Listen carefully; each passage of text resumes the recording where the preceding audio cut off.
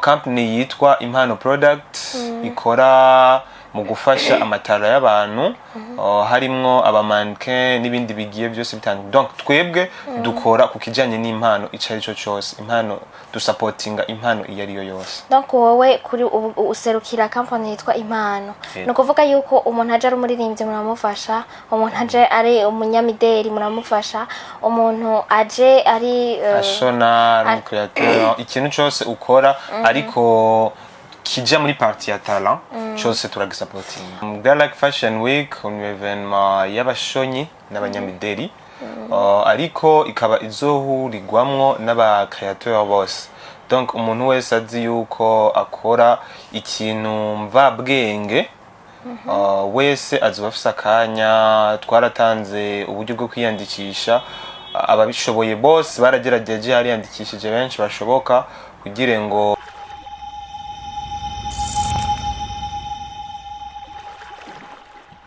Salut guys, muraho murakomeye. J'espère yuko meze neza, muguwe neza, mushimana ko natwe dushimana muri BI. Ni Gloria Munezero kuri micro. Comme d'hab, turi ngaha kugira dushobore kuganira, mfise umu invité, ndashaka kumwikaza kidondora. Salut, mumeze neza. Nitwa James Pacific niyo mutabazi na Pascal Nziza. James Misaho, Pascal Nziza namwe yatwese kandi nivyo twayirukana imbere ya Pasika. Nizere ko Pasika yagenze neza mwese kuba Kristo, abamizurima n'abamafunga kibandanye. Turacana bafasha n'amafungo turabafasha. Naho urimwe mu bafunzi. Muri gwa rukundo. Okay, James turi ngaha kugira ngo dushobore kuganira kuri évènement bariko barategura Grand Lac Fashion Week izoba le 13 avril, no kuvuga mu ndwi iza ku munsi wa gatandatu. Nagomba rero aduhe umwidondoro ukwiye abateguye évènement, y'iciyumviro cavuye ukungene bimeze. Nihereye ko di chargé de communication régionale muri Lac Fashion Week. Lac Fashion Week ni évènement régional. Bon, ino évènement yateguwe n'ibihugu bitatu, Burundi, u Rwanda na Congo, mu buryo bwa innovation na futurisme muri mode. Muri mode. Bon, dutangure tuvuge Grand Lac Fashion Week. Grand Lac Fashion Week izo ni giki, izo birimwe ibiki, ni évènement nyabaki. Lac Fashion Week ni évènement y'abashonyi n'abanyamideli ariko ikaba izohurirwamwo n'aba createur bose. Donc umuntu wese azi yuko akora ikintu mva bwenge wese azobafise akanya. Twaratanze uburyo bwo kwiyandikisha, ababishoboye bose baragerageje, hariyandikishije benshi bashoboka kugira ngo tubashe kuronka akanya ko kwereka makungu ibyiza by'u Burundi, ibikorerwa mu Burundi byose. Donc izo imeze nka made in Burundi, azoba ari évènement yo kugira ngo twerekane ayiwacu ibyo dukora. Tuzoba twatumiye abagiye batandukanye bava mu bihugu bigiye bitandukanye kugira ngo baze bibonere made in Burundi. None kugira ngo bitegurwe, wavuze yuko ari évènement yateguwe n'ibihugu bitatu. Iciyumviro cavuye hehe, cazanye nde, cazanye abanyarwanda, cazanye abakongomani, cazanye mwebwe, iciyumviro cavuye? Iciyumviro cazanye abarundi. Tugira amahirwe yo gushobora kuronka abo dushobora kukibwira haba mu gihugu cy'u Rwanda no mu gihugu cya Congo. Dusanga nabo nyene ico ciyumviro bari bagifise, mugabo ntibari bwaronke abantu bogikorana.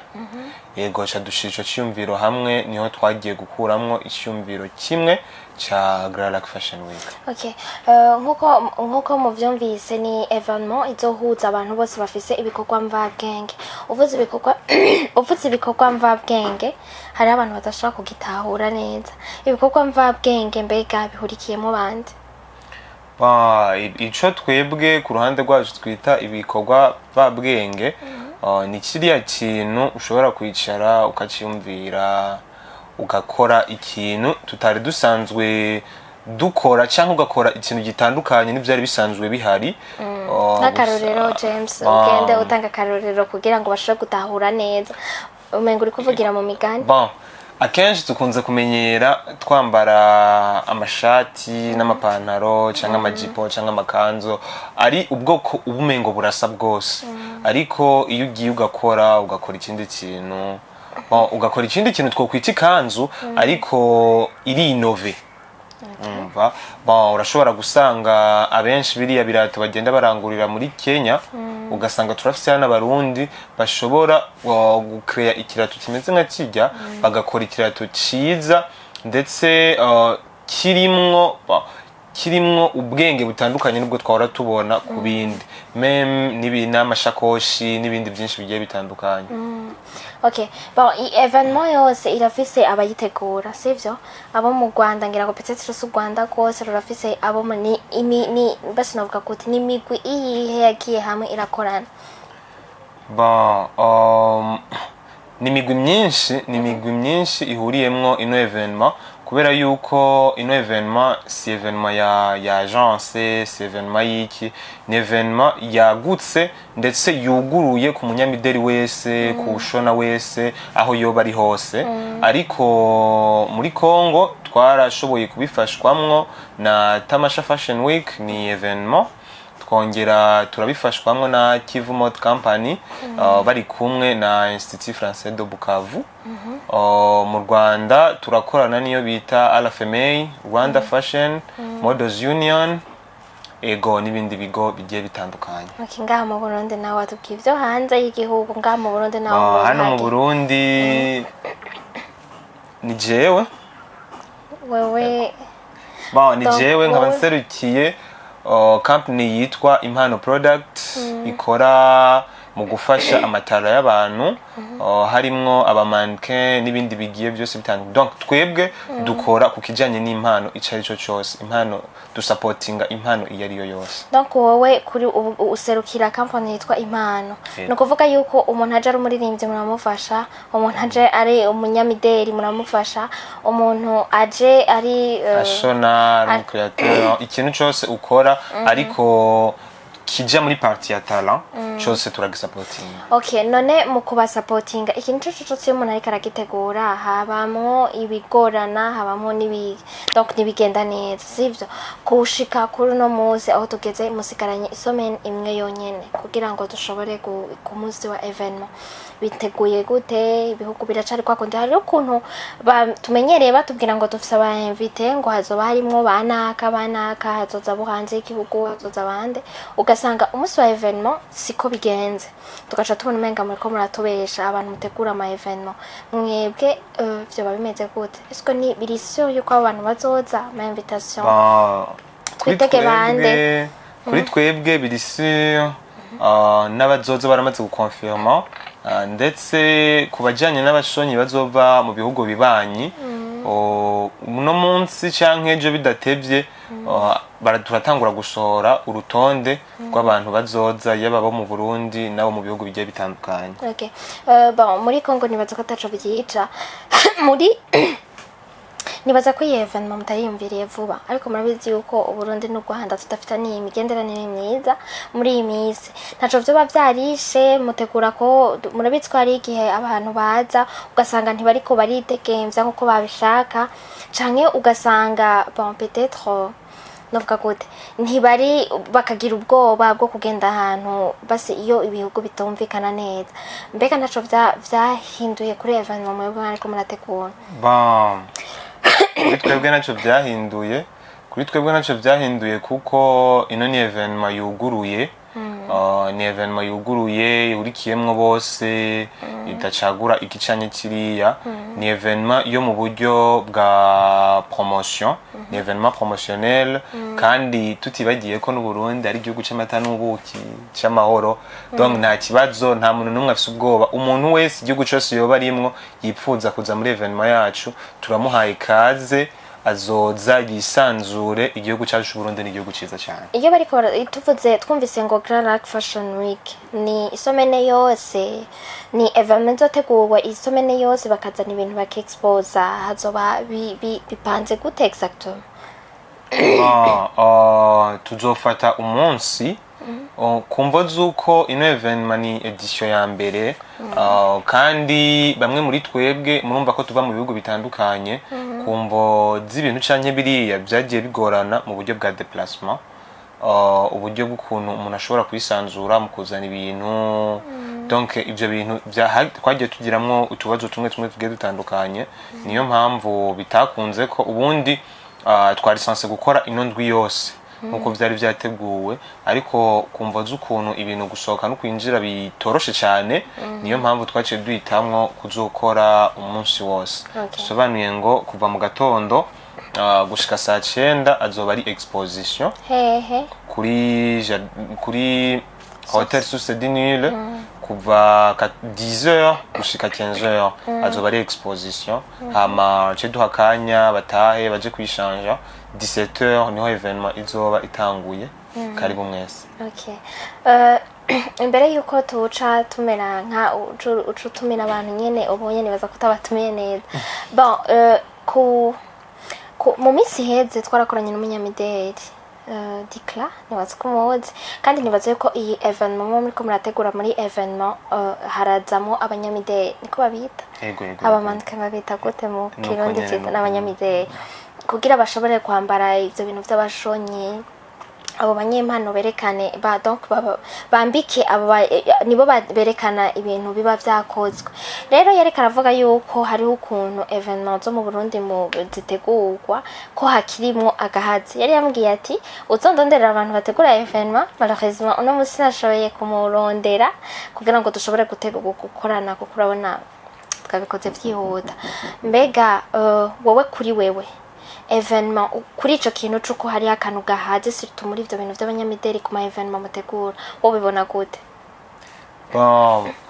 Mpereyeho gato y'inyuma gato nagiye bwanje ndi mu mannequin ivyo bibazo turabizi birahari ndetse sibitanguye vuba kuko bimaze igihe ariko muri kimwe mu vyumviro vyatumye ino évènement itegurwa harimwo ukugenda tugerageza guhindura ibintu bimwe bimwe mu bijanye n'uburyo abantu bateguramwo évènement kuko hari benshi gutegura évènement surtout ya fashion babifashe nk'akarima k'igikoni mugabo uvuze ngo babifashe nk'akarima k'igikoni no kuvuga bon iyo mvuze akarima k'igikoni hari umuntu afata igikorwa ca benshi akakigira iciwe ndiko ndatahura neza hari umuntu ndashobora gufata nkakoresha abantu benshi mugabo ugasanga bankoreye kandi bankoreye neza mugabo ntaco bungutse ariko je nungutse byose nivyo bibaza kenshi twagiye tugira ariko kuri uno mwanya turiko turagenda tugerageza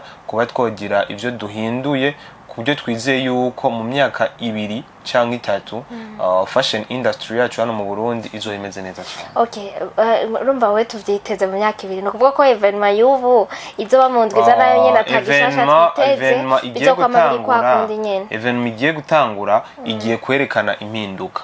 Ariko iyo werekanye impinduka werekana impinduka hama ukagenda ukosora etape par etape kuko uhereye ku ca 5 ica 6 ntasuzoshikako kuko icambere James yuko uri mu mannequin no kuvuga yuko nawe ibibazo wahubo donc bahura navyo nawe urabizi pour le moment uri mu bariko barategura iyo évènement nanje nabaza ngo nike kintu ubona wahora ugaya uvuga uti twe nka iwacu iki kintu ubona kizoba kirimo wizeze abamannequin bagenzi bawe abazozaca abamannequin nibaza ko atabwoba nabo turiko turakorana barabizi neza cyane kuko akenshi ikibazo twagiye tugira mbere nuko twaragenda muri évènement ugasanga turashika bakaduha amategeko tugira ko ibintu bizokorwa kunuku si umvuri pour turi kumwe ugasanga nta jambo twe turonka byo kubasha kuba woronka kanye ko kuvuga ati burya jewe nanje ibintu ndabibona uku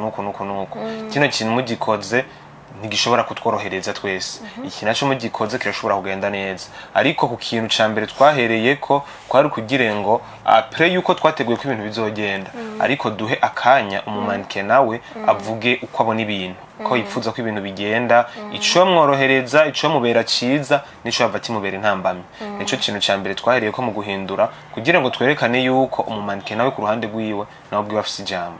Okay, j'espère yuko ni évènement yahera tuzorondera abamanike hama tuze turabe yuko ivyo mwemeye ko ariko mwabikoze nabo nyene batubwira. Bon, so urashobora rero kutubwira ingene bipanze neza ukatumirira abantu ukababwira uko bogura amatike ukababwira ingene évènement exactement iteguwe hanyuma turangize ngira. Bon, évènement iteguwe ko izoba kuri source du Nil le 13 avril azoba ari samedi igira kabiri donc ni mu ndwiza izotangura 17h amatike aroroshe kuronka ticket simple ni 10 000 ticket VIP ni 50 000 izozanana na 2 boissons brarudi na skol imwe hama hakabaho ego kuri 50 000 nyene hakabaho na ticket VIP couple nayo ikabizinjira kumva izinjira k'abantu babiri ikazoza izananye nayo nyene na 2 boissons brarudi hamwe na skol zibiri hakabaho n'indi ticket ya VIP izo biri ku bihumbi 100 nayo ikazozanana n'umuvinyo wose umuvinyo wari wose umuvinyo wari wose bazirikene canke ni iyo uzosaba yose ntugire ubwoba bwo kuvuga ngo natanze ibihumbi 100 guco have utinya gusaba umuvinyo we ushaka ni promesse twabahaye umuvinyo uzosaba ni uzoronka kandi uzoronka wose none mu bikonta none urumva naho uzoba urenza 100 000 ino événement ni événement promotionnel naho uzoburenza 200 000 naho uzoburenza 300 000 abantu mukunda utuvinyo canke iki antuka muravyo donc azoba ari ku muntu umwe iyo 100 000 ariko ukuntu bavuga ngo mu bandi bantu baorganiza ama événement 100 000 binjiza 2 personnes hanyuma bakaronka kimwe bwazo ari umuntu umwe mugaba basaba umuvinyo yifuza. Ego. Okay.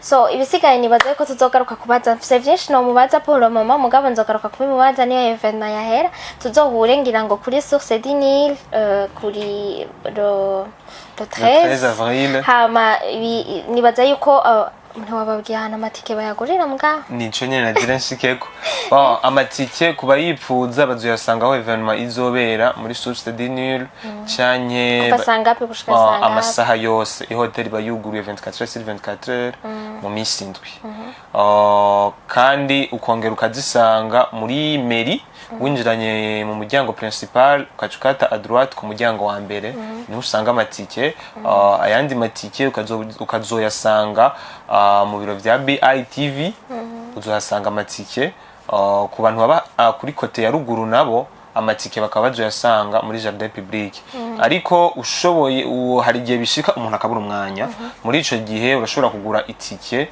uciye kuri Limikash, Ecocash, Pesa Flash canke Banco Boy Note ni juste gusa kwandika kuri numéro ya WhatsApp kaba ariyo na simple 76 470 234 76 470 234 76 amajana 470 amajana 234 canke utwandikire kuri email ya Lac Fashion Week .gmail Lac Fashion Week ariko kandi na online naho nyene nitwabibagiye urashobora kuja kuri site ya Mega Customer Center tike urayisangako canke ugatereshaja application yitwa Ingodo uraronka itike. Okay.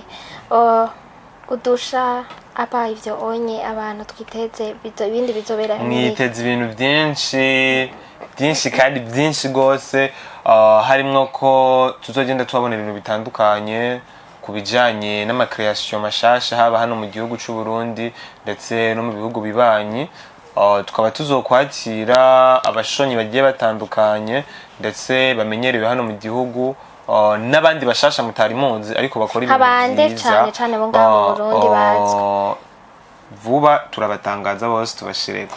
Okay, murakoze cyane gose mwavyumvise ni événement ni bya bindi nyene ni vy'iwacu no kuza murumva d'abord hazoba exposition izobera kuri source du Nil n'ama bus agoye umuntu yagerageje gushika muri ville kuri source du Nil sigure cyane uzosimba hama urabe ntuzobura ikintu washima kandi uhagurira kandi twizera ko bizoba biri no ku ma prix meza hama ku mugoroba muzoze genre tugende nayo muri iyo évènement turabe ibisigaye ni après l'événement. Donc mu yindi ndwi izokurikira. James, turagushimiye ko waje. turabashimiye namwe cyane n'imyiteguro myiza. murakoze cyane. Ego namwe mwese mudukurikirana mwakoze kudutiza umwanya wanyu. Tubibutse ko ngaha kuri BI turafite ama service atandukanye, hariho vya video, hariho vya foto, amafoto meza nibaze ko nawe nyene abizi mugiye ku ma page yabo bakoresha amashusho kubona amafoto twagiye turafata twakoranye. Hama namwe mwese mufise abantu ibintu mushaka gutegura canke ibiki turashobora gukorana tukabakorera ibintu bimeze neza. Ndabashimiye cyane gose mubandanye mugira subscribe, umuntu ataragira subscribe ngaha kuri BITV, hama mugire na like na partage. Tuzosubira rero. Murakoze cyane. murakoze namwe. Mukaba Imana bane namwe abe mu byanyu no mu banyu.